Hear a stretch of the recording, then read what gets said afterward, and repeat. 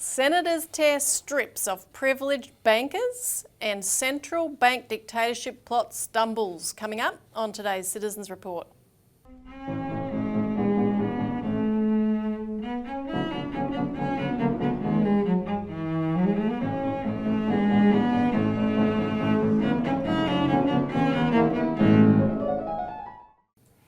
Welcome to the Citizens Report for the 22nd of February 2024. I'm Elisa Barwick, and joining me today is Citizens Party Research Director Robbie Barwick. Welcome, Robbie. Thanks, Lisa. And on today's show, we're going to be talking about the latest hearing of the Senate inquiry into regional bank closures, which you've just been at, and that got pretty feisty and fiery.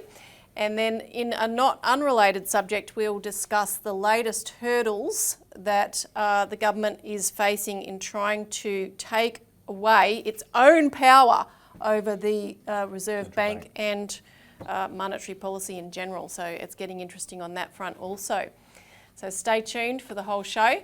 Now, don't forget to hit the like button, share this show as widely as you can, comment below, subscribe and ring the notification bells. There's always additional updates that we're putting out on various things as they happen, so you'll be notified straight away. And comment, make sure you comment. That's a very important part of the process. I try and participate in the comments whenever I can. And there's a donate button there. If we're not an information service, we're activists. What we report on is what we're doing to change the system.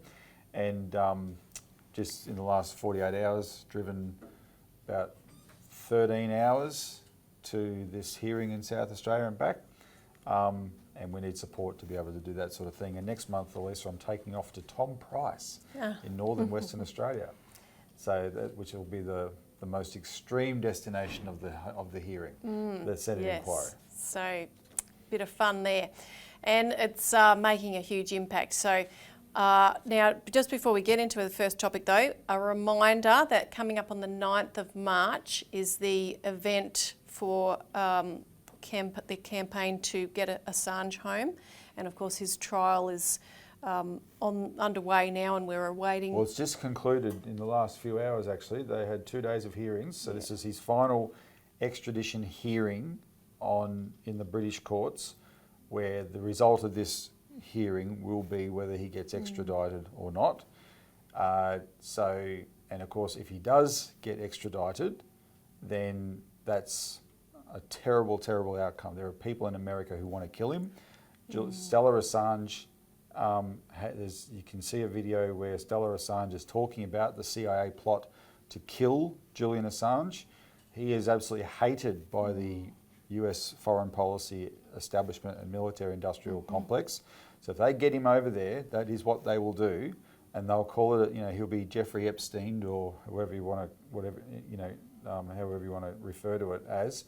So that's going to be alarming. Now, the question for the British courts, and don't kid yourself, I mean, these British courts, you're supposed to believe that some person in a wig is going to make a purely impartial decision. I can tell you something now, when it comes to this level of case, it's never an impartial decision. There are decisions being taken behind closed doors right now as to what the outcome of that trial will be, and the judges are in on that. And come and sue me if you think this is contempt of court. It is contempt of British court. I'll show my contempt every day of the week. The particular judge, he's had too many judges that should have recused themselves because of their conflict of interest over him, right? But the question for the British establishment is, what are they going to do about the Australian Parliament's vote last week, which was taken, I think actually after we recorded our show last week. So last Thursday, the Australian Parliament, the House of Representatives took a vote by a massive margin, voted for Andrew Wilkie's motion to bring Assange home. And that's a message to the Americans and to the British. And how are our great allies going to treat us? Because I tell you something now, if you think Americans and British are our great allies and they ignore this vote in the Parliament, get your head out of your butt.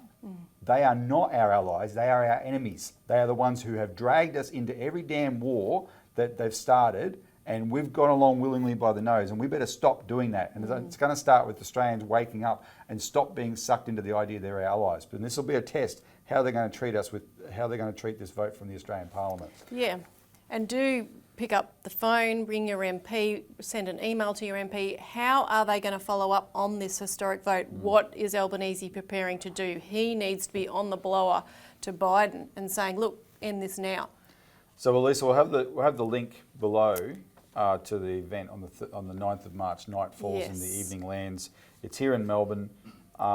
Anyone who's Melbourne-based or is going to be in Melbourne, if you can get along, it's also online, right? But please register. Pay the fee. It's worth it. It goes to this cause, which is a very, very important one, and our party is helping to sponsor this particular event. So we'll be there on the day. If you want to meet us, come, sign up, register, and go to this Night Falls in the Evening Land event. Yes. Okay. Now on to the hot news from yesterday's events.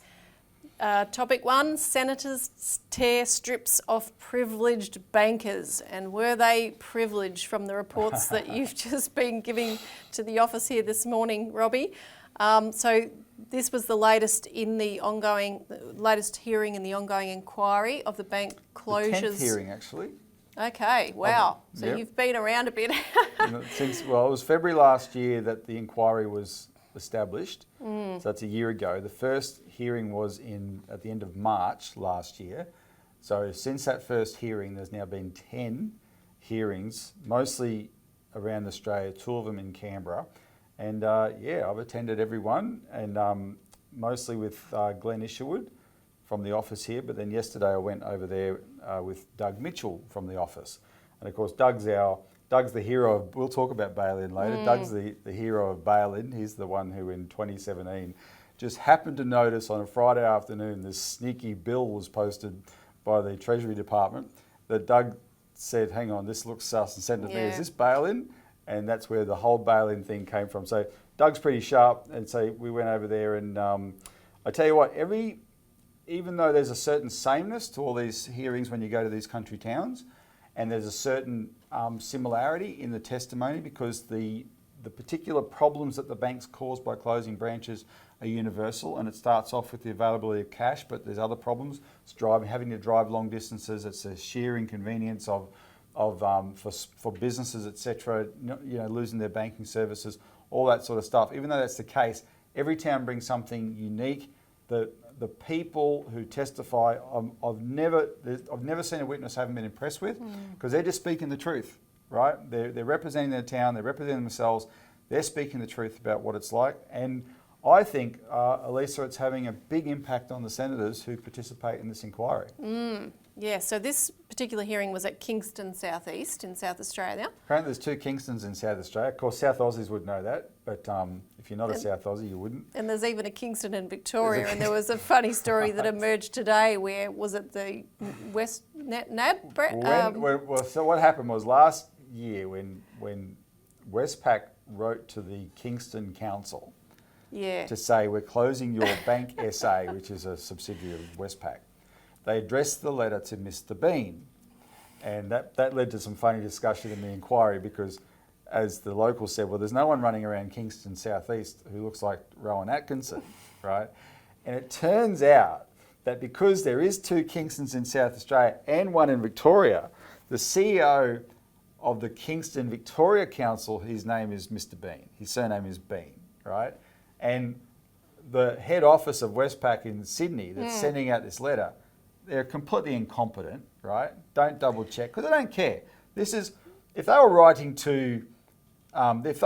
their resumes, these executives for their next job, they will dot every I and cross every T, right?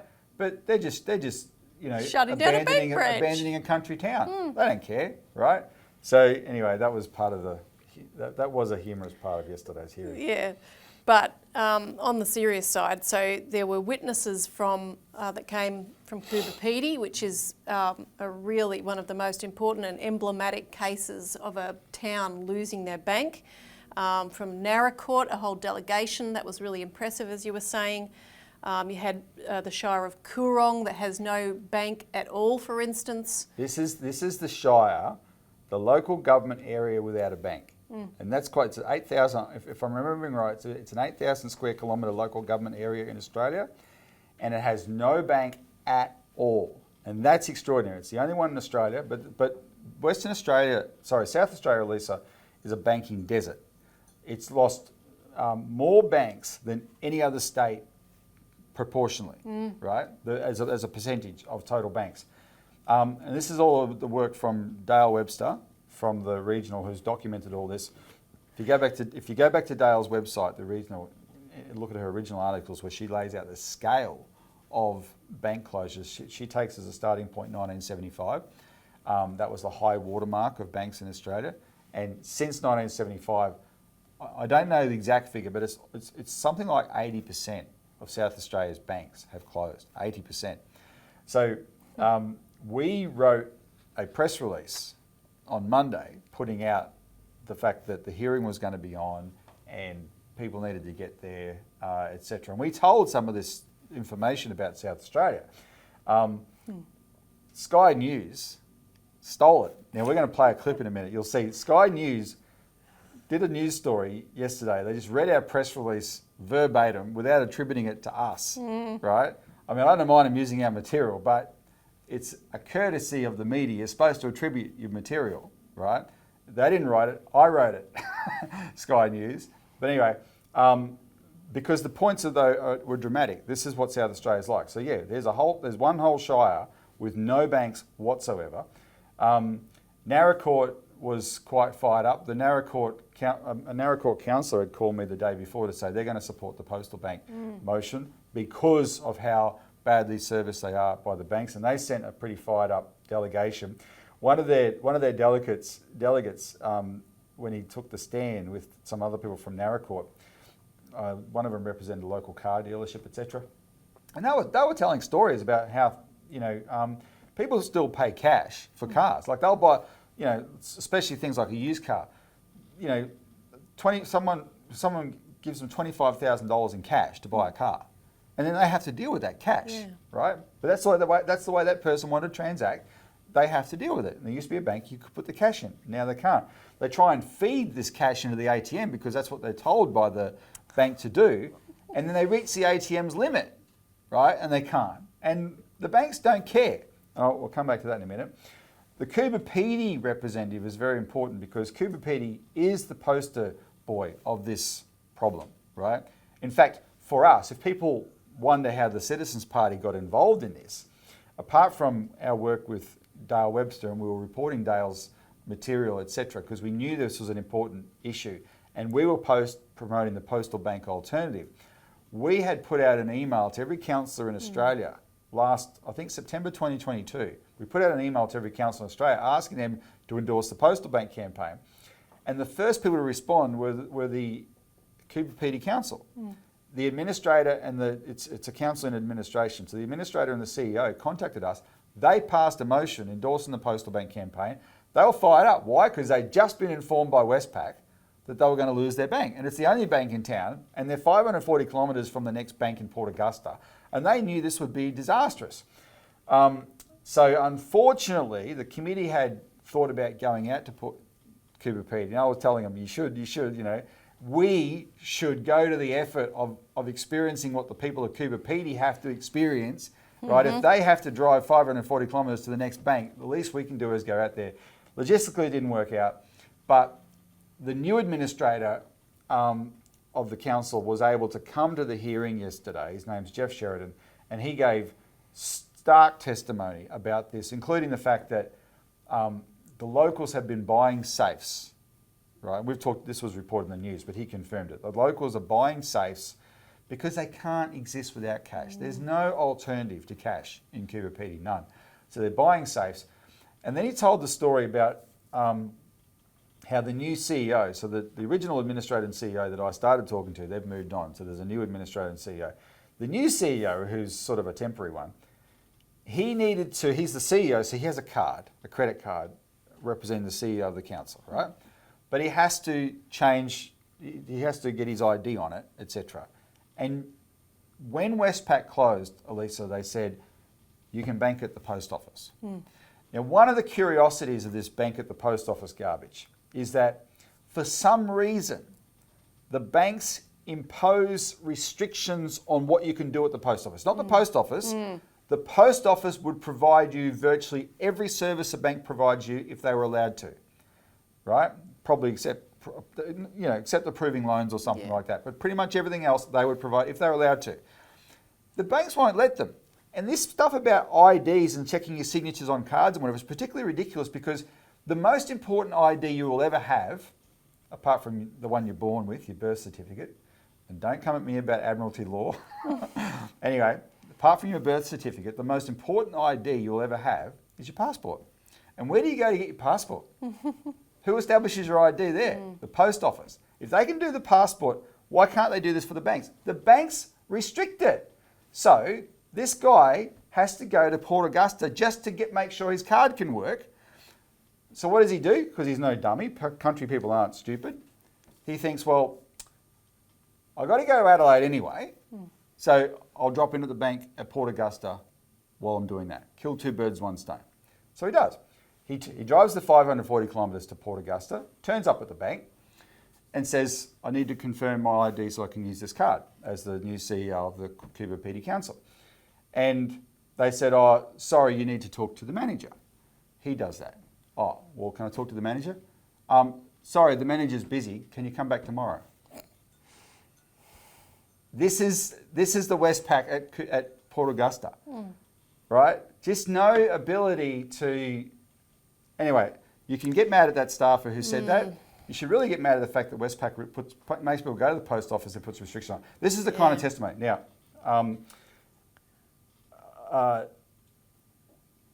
the useful thing about the hearing yesterday, Elisa, is that all this testimony went first. The bank, Westpac, came and testified at the end. And so the senators heard all this testimony in advance. And that's why we're saying senators tear strips off privileged bankers, because they absolutely fired up. And it's a little bit, think of if you've seen a werewolf horror movie, what these hearings start to become like is that when the bank sits down at the table, it's like suddenly there's a full moon, and these senators, you can see them, the hair on the back of their neck rising up. They start growing fangs. You can see the claws coming out. I kid you not. And it doesn't matter who they are either, because there was a kind of a different cast of characters at this event than the usual ones that have had the knives out. These are humdrum liberals, these people. So like they're just establishment liberals, most of them. Now, Senator Jared Rennick has been at every hearing. He's the driving force behind this inquiry. Everyone knows, like our regular viewers will know what he's like, right? He doesn't hold back. He goes for these banks all the time. He's an unusual liberal. The Liberal Party the banks, Elisa, founded the Liberal Party. They've always been loyal to the banks. Remember when there was a call for a Royal Commission in 2017? John Howard intervened to stop it. The old John Howard, he called it rank socialism. That's a quote from John Howard, the second longest serving Liberal Prime Minister. It's rank socialism to actually subject the banks to any kind of scrutiny. They are owned lock, stock and barrel by the banks. The banks own them, and they always have. The problem in Australia is not really the fact that the banks own the Liberal Party, it's the fact that the Labor Party used to fight the banks until they sold out to them in the 80s, and they still have. But anyway, that's the Liberal Party. But the individuals have their own personalities, etc., right? And this was a new cast of characters. But because they had to sit there all day and listen to these stories, when the Westpac people took the stand, and the guy who led their testimony for Westpac is the same guy who was at the sale hearing in March 2023 and was at some of the Canberra hearings. His name's Ross Miller. He just sat there and blithely said, well, we're doing everything all right by these communities. We're providing all the services we can. In fact, we're expanding services for these communities. And the senators couldn't believe what they were hearing. And they got mad and they showed it. And so Jared Rennick went after them first, and then Senator Colbeck, who was at the sale hearing, he said, he opened up, he was fired up, he goes to this guy Ross Miller, he said, you're sounding exactly like you sounded in Sale a year ago, yet we've had all this proof that there is a problem. We wouldn't have an inquiry if there wasn't a problem. You're sitting there pretending there's no problem.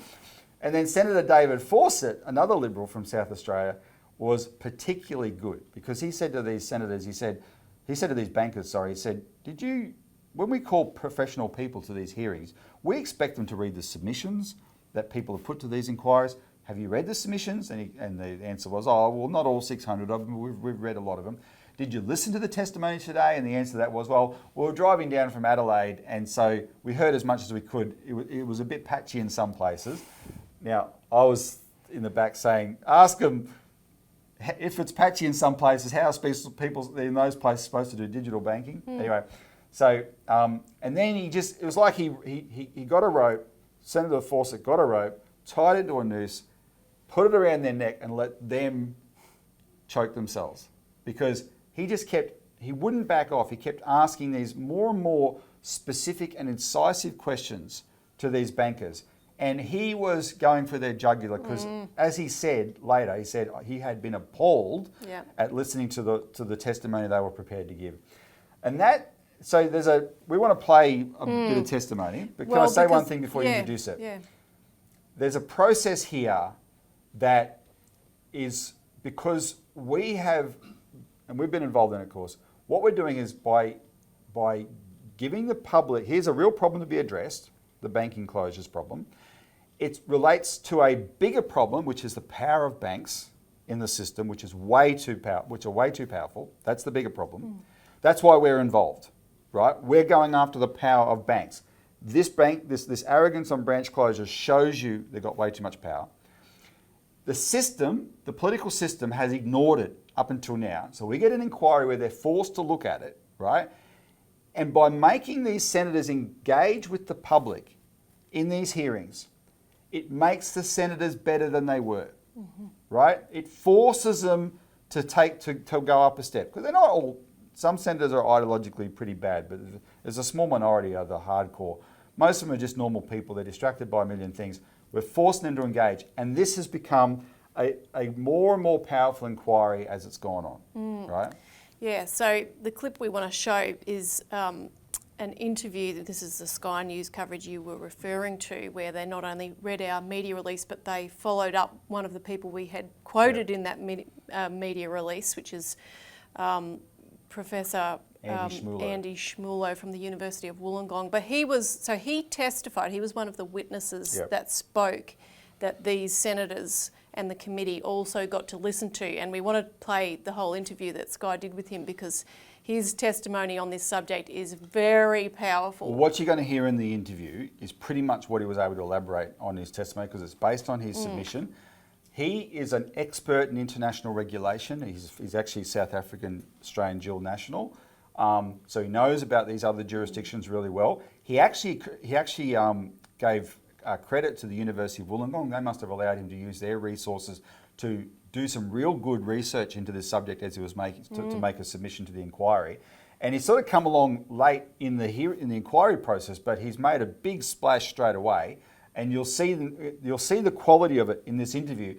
So I'd seen Sky News reading our press release without giving us any credit, and then they said, and they do the same news every hour, right? So then the next hour they're going to do it again, but this time, so I was happy but unhappy they weren't crediting us.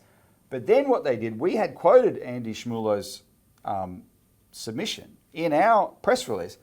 Sky did the right thing and based on the reference in our press release, contacted him to do this interview. So watch Andy Schmulo, Professor Andy Schmulo, lay out why the banks must be re-regulated. And this is why we call them privileged bankers. He will give you the chapter and verse of their actual privilege. And no one has made it clearer than him. Have a look. A Senate inquiry into regional bank closures will take place in South Australia today. The hearing comes after the state has become a banking desert. Some towns have been completely debanked, others have only one bank to serve hundreds of kilometres. In Cooper Pedy, Westpac closed the only bank in town after a commitment to pause closures. The nearest bank is now 540 kilometres away. Westpac senior officers are expected to attend the hearing alongside council members.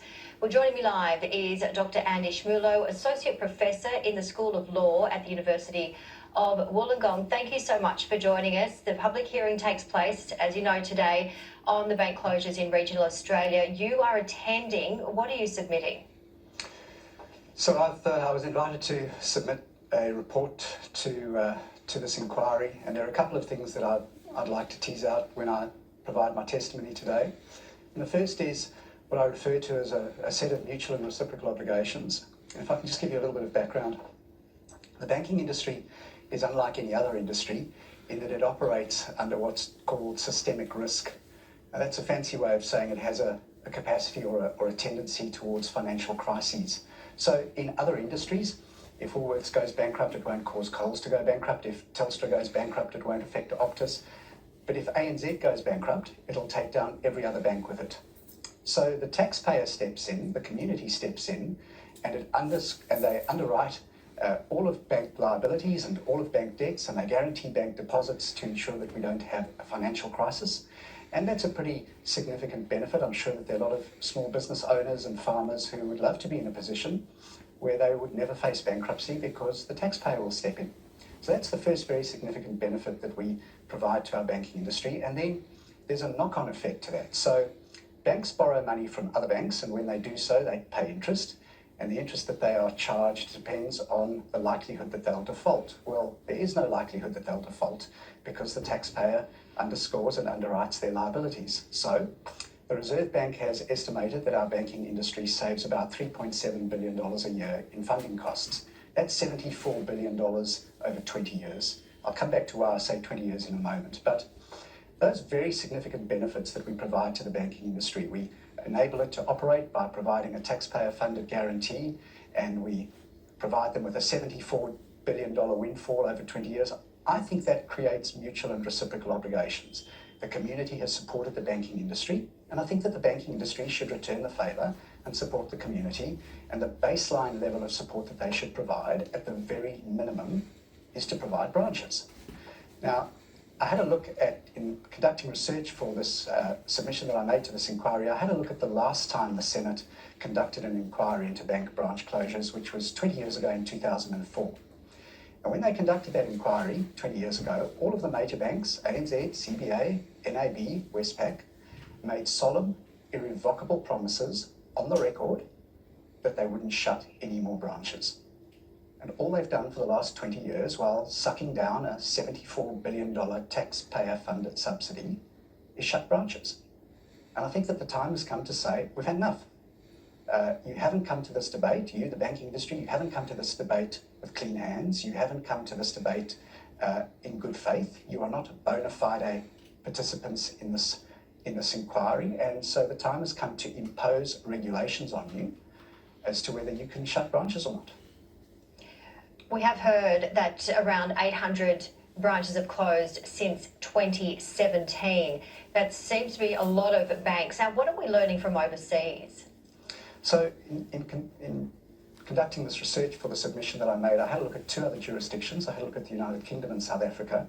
And in both of those jurisdictions, there's a regulatory framework that prevents banks from shutting branches unless they can show the regulator that the customers who will be affected by those branch closures will be catered for to the same level and in the same way elsewhere without being caused undue inconvenience. So they can't just turn around to the regulator and say, well, we're shutting a branch, doesn't matter, they can go online. No.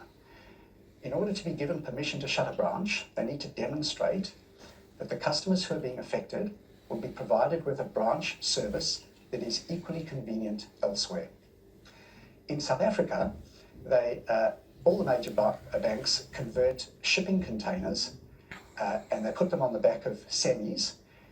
They convert them into full service branches, and they drive them into the most remote parts of the country that have never had branches, that don't have electricity or running water, because their response is, well, we are under a legal obligation to provide banking services to the community, so we can't establish a brick and mortar branch in the very most remote parts of the country, but we will truck in a full service branch, and we will give customers in those very remote areas access to full service banking at least once a week. It's just extraordinary. If they can do that in South Africa, which is rapidly sliding into the status of a banana republic, I say that as a dual South African national myself. If South Africa can do that, why on earth can't Australia do that? So what would you say is going to happen in this inquiry today? I mean, you have explained it very clearly, and when we look at the banks, they are obviously, wanting to shut down for obvious reasons. Is there other reasons that we don't know why they would be wanting to shut down? There's only one reason. It's cost effective. Brick and mortar branches is an overhead, and it crimps their profitability, despite the fact that depending on the time period you use, our banks are the most or second most profitable banking industry in the world by ROE, by return on equity. That's not enough, apparently. And what our banks are trying to do is just boot everybody out of brick and mortar branches and make them bank online. Now, I haven't been into a bank branch probably, I think, in about 8 years, so it doesn't matter to me. But there are a lot of people for whom it's just not feasible. They might be elderly, or they might have a disability, they might have a literacy issue, and they need a bank branch. And I think that, inconvenient as that may be for our banking industry, set against that is a $74 billion windfall that they've enjoyed for the last 20 years. And so, inconvenient, well, tough luck. Now, how will it go today? I very much hope that the committee will take my recommendation to establish a working group to extract a regulatory framework from another jurisdiction so that we can implement it in Australia and prevent banks, under a regulatory framework, prevent them from simply willy-nilly shutting banks. Good luck today. We will look forward to hearing more. Dr. Andy Schmulo, thank you very much. Pleasure. And I really liked the idea that you had, which apparently you raised last week, about making a bank poster to replace the posters on the bank, in the bank windows that say, we have to reduce our hours, or go to the post office, where we could actually put one up. You can still bank with us at the post office. Yeah, so we should, get people to do up their own and replace these where we say, we're getting $74 billion subsidies from you to provide you a service, but we'll make you go to the post office anyway. Where we can sponge off the taxpayer who owns the post office and don't not pay the provide post you a office service. enough. Yeah. So we will do that.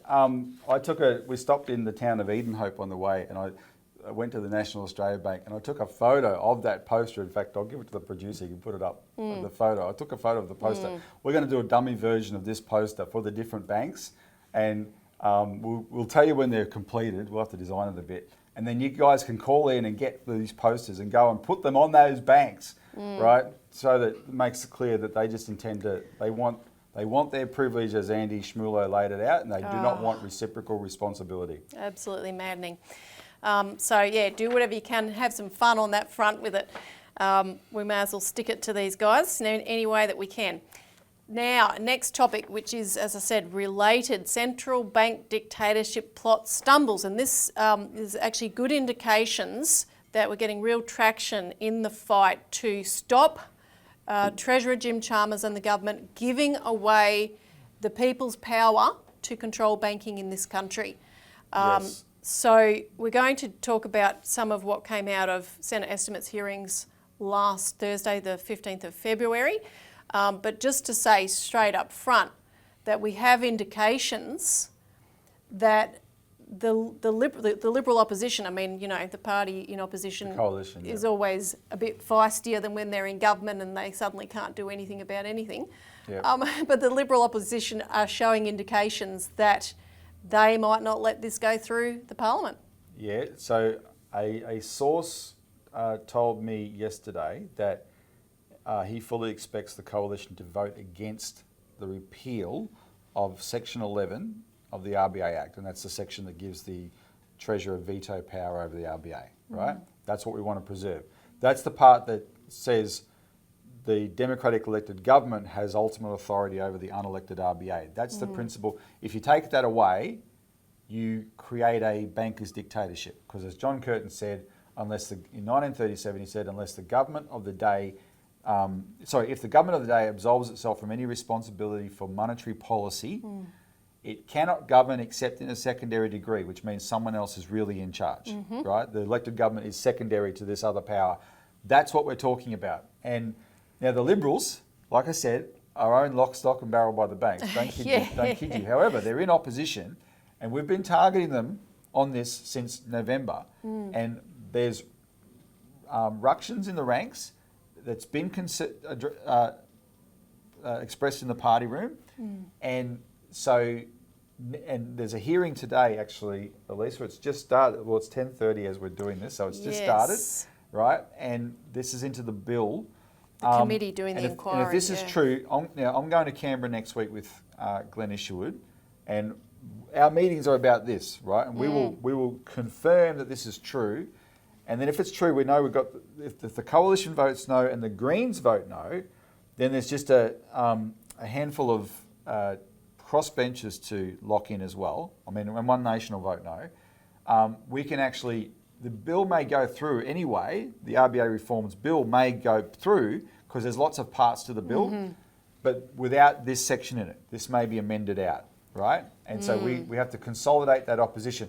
What you need to do is keep calling Liberals, but also go to the section, go to the list of our senators that we've made. We'll have a link below where you can get the contact details for the senators for your state. Call them, and especially the crossbenchers in your state. If you're in Tasmania, call Jackie Lambie and Tammy Tyrrell, right? If you're in ACT, call David Pocock. You say you've got to stop this Jim Chalmers doing this. Yeah, shore up the lines that will oppose it. And the hearings today will be most interesting because they will have various submitters, people that put in submissions, the RBA review panel itself, the Reserve Bank of Australia, the Treasury Department, and various others. So it'll be actually quite interesting to see how the lines shape up of argument, because when Michelle Bullock was in Senate estimates last week, she might have thought she was, holding a pretty a safe line by saying she was ambivalent about Section 11. Yeah, the word she used was agnostic. But I think her attitude of, I could take it or leave it, is going to start to backfire on her and the whole proposal to take out this legislation, because... Well, you're right, because it's not good enough, Michelle. We're talking about democracy. Well, that's right. And the way that this Section 11 has been described in the statements on the conduct of monetary policy since their inception in 1996 all the way through to 2013, and that statement is, whenever there's a new government comes in, the Treasurer and the head of the Reserve Bank sit down and they say, well, this is our intention when it comes to monetary policy. And, obviously it talks about the independence of the bank and things like that. But at the same time, up until 2013 when it was taken out, it also stressed that Section 11 power. And what it said about it is safeguards like this ensure that monetary policy is subject to the checks and balances inherent and necessary in a democratic system. Yep. So what, that's not important anymore? And just because it hasn't been used, safeguards are not there just because they've been used, they're there in case. She's agnostic on that, Elisa. She is agnostic on that. Doesn't matter. So this is what she said, if people haven't heard it. So Green Senator Nick McKim asked her about what she thought about the removal of Section 11 last week, and she said the power's never been used anyway, so that was one of her main defences, but that the review panel recommended it because, quote, it was somewhat unusual internationally, but I think I'm reasonably agnostic.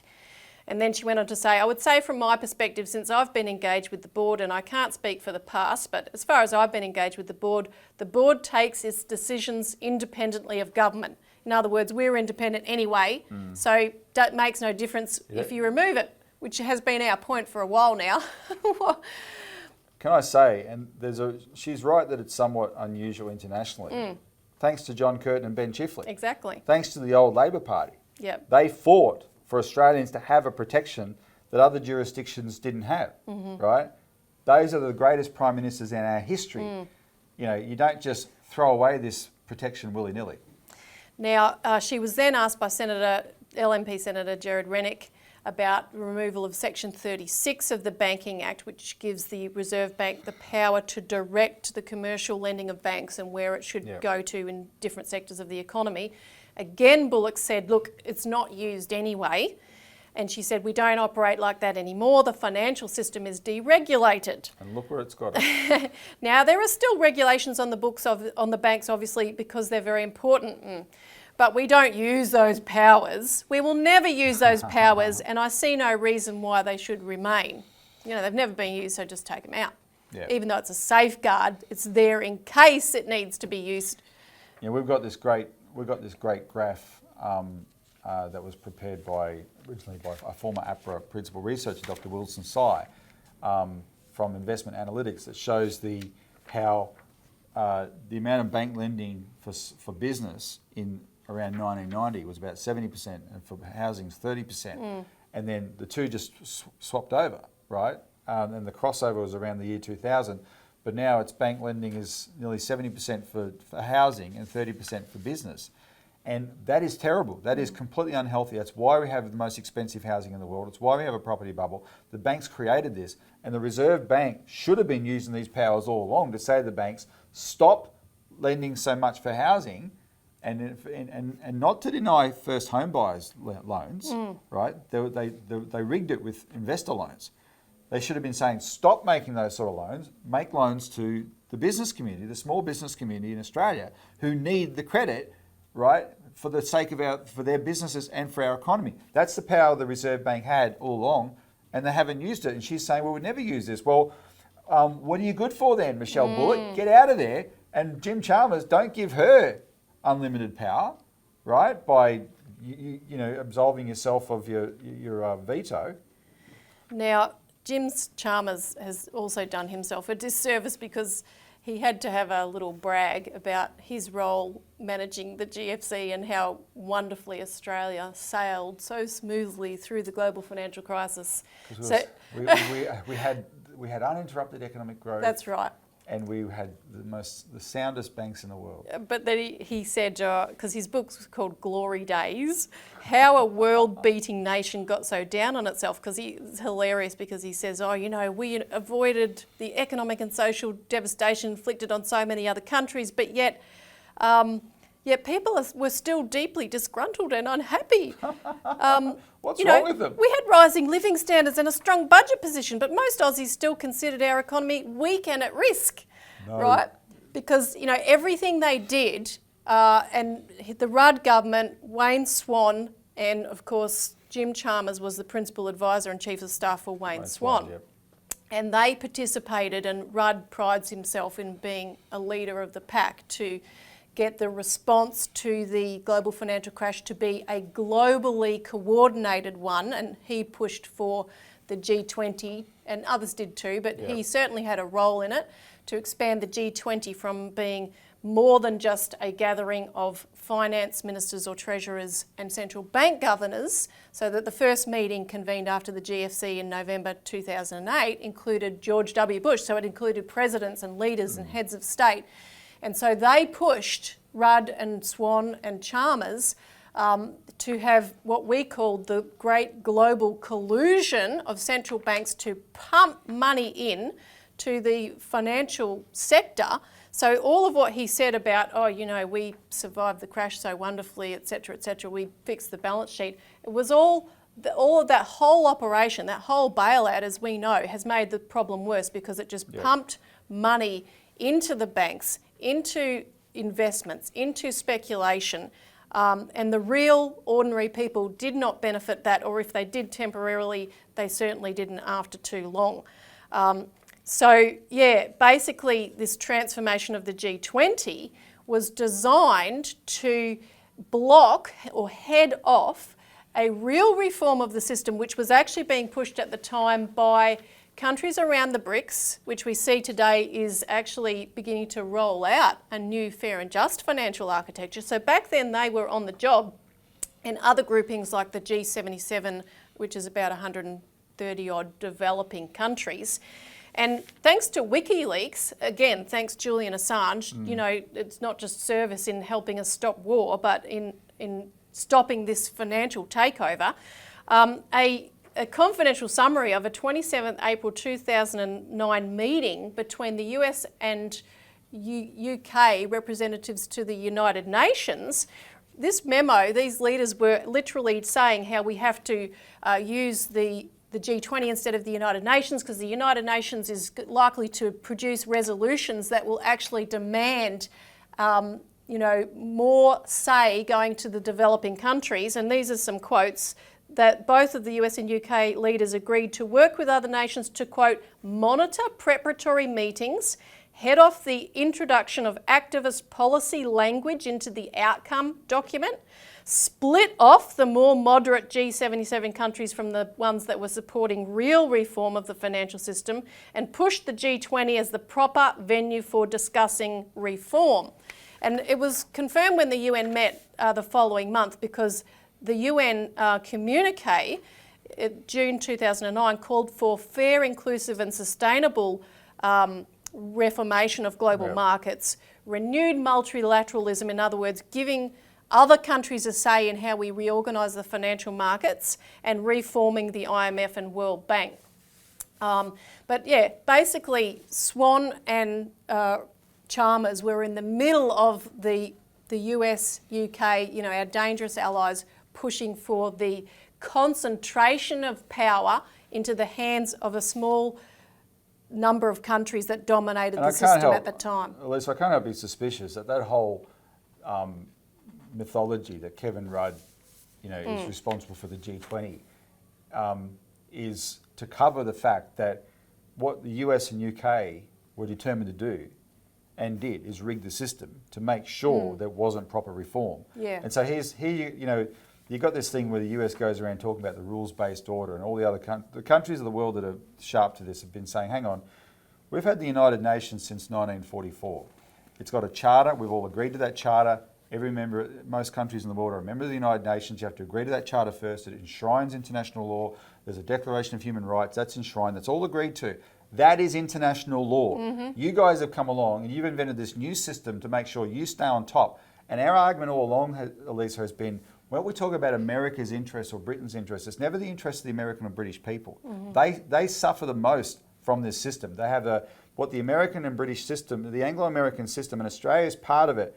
We enshrine the power of this private elite above the government. That's what we actually do. It's untouchable. And they did not want, it should have all come crashing down at the time of the GFC. All of it. Yes. And they had to save it. And so they create this mythology that, Kevin Rudd's a hero, etc. We've got the G20. No, this was a way of avoiding having a proper accounting of the process. Yeah. And all they did was push the can down the road to now. Well, that's right. Well, the other thing that they did, apart from coordinating this collusion to bail out the banks, is they introduced bail-in. Yes. So these were the two travesties that came out of the G20 process, because the G20 in 2009 created the Financial Stability Board housed at the Bank for International Settlements. But see, Rudd had been talking as soon as he came into office about indicating in the direction of independence for the Reserve Bank. In fact, he called it a new era of independence for the Reserve Bank of Australia. That's what he was pushing for soon after he was elected. His ads, his television ads in the 2007 campaign, we commented on at the time, was, I am an economic conservative, I believe in the independence of the Reserve Bank. Okay, and we were saying, we made a big deal about the fact that 2007, the Labor leader was saying the opposite of what the Labor leader in 1937, John Curtin, had said. And the other thing that he did is he introduced the financial claims scheme. This was actually mid-2008, so before the financial crash.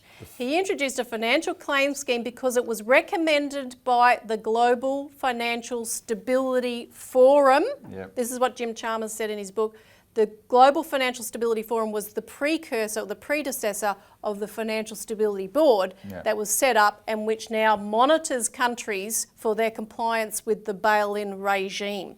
So what Chalmers is doing now is the final element in the process of making sure that not just bail-in, but the entire financial control is in place and governments can't interfere with it in the next coming financial crisis, which, by the way, and you can read more about all these stories in the Australian Alert Service, there's quite an extensive coverage of what I've just gone through with Chalmers' book and G20. But the other article in here is headlined, "Will US Debt Bubble Crash the Global Dollar?" And this is a very serious thing showing that a new crash is on the cards. It will be much worse than the last one, and it heralds some of the new tremors in the US regional banking situation, where New York City Community Bank Corp has just announced $550 million in expected loan losses, had a 70% share collapse, stock downgraded to junk. This bank was a survivor of last year's regional banking collapse and even bought up part of Signature Bank. But US regional banks hold nearly $3 trillion in commercial real estate loans, and this bank was one of them that's loaded up with it. 1.2 trillion of it is due this year. It has to be paid out or rolled over. And there's 1,900 of those US, because there's a lot of US banks, unlike Australia, 1,900 mid-size US banks have commercial real estate loan portfolios that are worth more than 300% of their equity. But see, the US is carrying a debt of over $34 trillion. It's paying $2 billion a day in interest alone at these high rates. The only way that is sustained is because countries all over the world buy US treasuries. They're happy to take on US debt because the US is the world's reserve currency. If that ends because more and more countries join the BRICS club that are saying we're going to trade in our own currencies because the US is doing X, Y, Z, they'll cut off our, like in the case of Russia or Venezuela, they'll just steal our reserves altogether because they're in US dollars. Or, sanction us for X, Y, Z. Countries have had enough of it. And symbolically, Elisa, this is one of the reasons, and it's probably as big a reason as any, that there's such a freak out over the Tucker Carlson interview with Vladimir Putin, because towards the end of that interview, here the Americans and the British have thrown everything at Putin in terms of their sanctions and to try and bankrupt Russia. They've bankrupted themselves, and Russia has got stronger economically. And Putin said so, and he said, "You've destroyed your own dollar," right? And he declared it in that thing. And they're trying to say, "Oh, Hillary Clinton says, oh, Putin lies all the time." You're the ones whose dollar's tanking, right? Yeah. And this has all these consequences. And the bottom line is the US can't sustain that debt that it has. No. It can't keep churning it out if it's not the world reserve currency with nations buying in. So there's a crunch point coming one way or another sooner or later. One of the things that the US is doing really hysterically at the moment is trying to beat up this thing about an economic crisis in China. Or look at China, look at China, look at China. And Putin addressed that as well, of course. China is doing well economically. But the bigger issue is countries like China, you don't have a situation there where the central bank has more authority than the government. The bankers aren't, and the private corporations don't dictate in China. There's plenty of big banks and private corporations, but they're not in charge. And you've seen that in cases where they've got too big and the government clips their wings straight away, right? We have a situation, we think, we've been conned into calling this democracy and freedom. Freedom for the biggest corporations to plunder the economy Open all the slather time, for them. right? Yep. And the ultimate one is Chalmers, who's part of this plot from the beginning to create this dictatorship and take real economic decision-making out of the hands of government. He's been, the final step is this bill to remove Section 11, and if our source is correct, and is reflecting something that's going on in the Parliament, this could blow up in their face next week. Yeah. Right? So what's this Hammer space? your Member of Parliament about this issue, particularly ahead of Robbie Yep. and Glenn heading up to Canberra next week, because they will meet with us if they're getting a lot of heat on this issue. Because Exactly. we have to make sure Australia has control of banking as this new crash emerges. Because I want to live in a democracy. I'm not agnostic about it. No, me either. Even though Bullock is, per this headline. So contact us for more information. You can get a copy of this alert. You can subscribe to it, get it every week, be ahead of the curve. And yeah, that's about it for this week. Thanks, Lisa. Thanks, Robbie. Thanks for tuning in, and we'll see you next week.